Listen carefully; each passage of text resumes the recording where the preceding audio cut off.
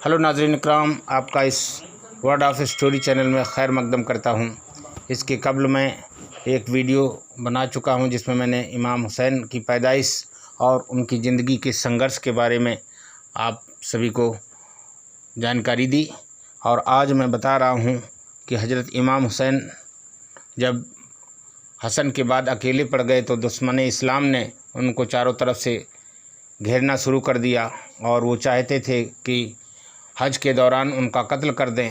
लेकिन इमाम हुसैन ये चाहते थे कि हमें ऐसी जगह शहीद किया जाए जहाँ सारी दुनिया देखे और दुनिया ये सब कुछ देखने के बाद हक़ और बातिल का खुद फैसला कर सके।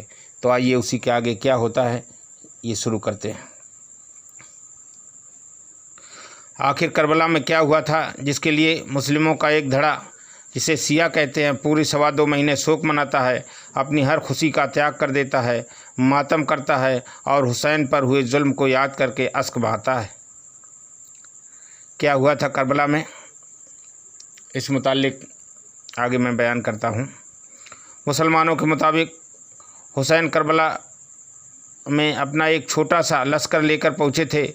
उनके काफ़िले में औरतें भी थीं, बच्चे भी थे, बूढ़े भी थे। इस्लामी कैलेंडर के मुताबिक 2 मुहर्रम को करबला पहुँचे थे। 7 मुहर्रम को उनके लिए यजीद ने पानी बंद कर दिया था और वो हर हाल में उनसे अपनी स्वाधीनता स्वीकार कराना चाहते थे। हुसैन किसी भी तरह उसकी बात मानने को राज़ी नहीं हुए। 9 मुहर्रम की रात इमाम हुसैन ने रोशनी बुझा दी और अपने सभी साथियों से कहा कि मैं किसी के साथियों को अपने साथियों से ज़्यादा वफ़ादार और बेहतर नहीं समझता। कल के दिन हमारा दुश्मनों से मुकाबला है।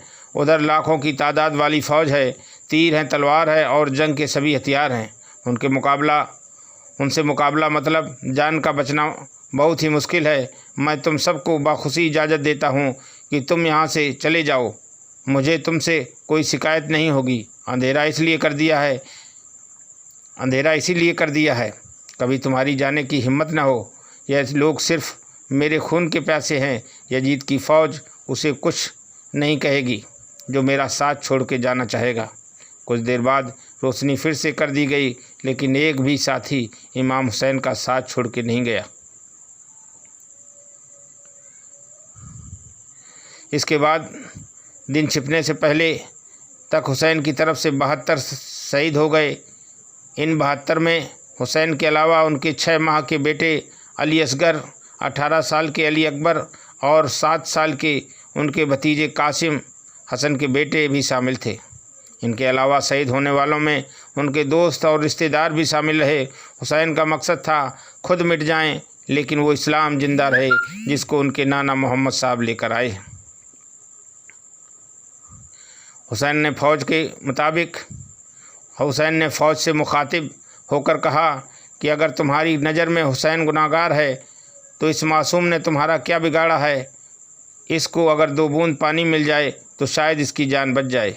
उनकी इस फरियाद का फ़ौज पर कोई असर ना हुआ, बल्कि यजीद तो किसी भी हालत में हुसैन को अपने अधीन करना चाहता था। यजीद ने हुरमला नाम के एक शख्स को हुक्म दिया कि देखता क्या है, हुसैन के बच्चे को ख़त्म कर दे। हुरमला ने कमान को संभाला और 3 धार का तीर कमान से चला और हुसैन की गोद में अली असगर की गर्दन पर जा लगा। 6 महीने के बच्चे का वजूद ही क्या होता है। तीर गर्दन से पार होकर हुसैन के बाजू में जा लगा। बच्चा बाप की गोद में ही दम तोड़ गया। 71 लोगों के शहीद हो जाने के बाद यजीद ने सिम्र नाम के शख्स से हुसैन की गर्दन को भी कटवा दिया। बताया जाता है कि जिस खंजर से इमाम हुसैन के सिर को जिस्म से जुदा किया वो खंजर कुंदधार का था और ये सब उनकी बहन जैनब के सामने हुआ। जब सिम्र ने उनकी गर्दन पर खंजर चलाया तो हुसैन का सिर सजदे में बताया जाता है, यानी नमाज की हालत में था। मुसलमान मानते हैं कि हुसैन ने हर जुल्म पर सब्र करके ज़माने को दिखाया कि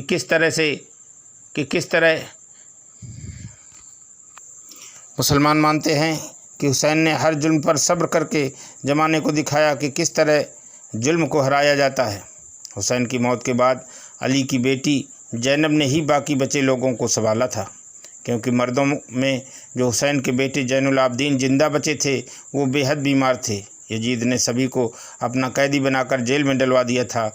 मुस्लिम मानते हैं कि यजीद ने अपनी सत्ता को कायम करने के लिए हुसैन पर जुल्म किए। इन्हीं की याद में शिया मुस्लिम मुहर्रम में मातम करते हैं और अश्क बहाते हैं। हुसैन ने कहा था कि जिल्लत की ज़िंदगी से इज्जत की मौत बेहतर है।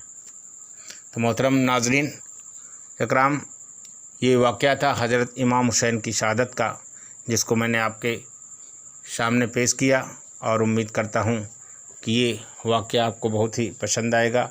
और हज़रत इमाम हुसैन की शहादत इस्लाम को मजबूती हमेशा देती रहेगी और उनसे सब्र की नसीहत हम सब को मिलेगी कि किस तरीके से जुल्म को सब्र के साथ हराया जा सकता है।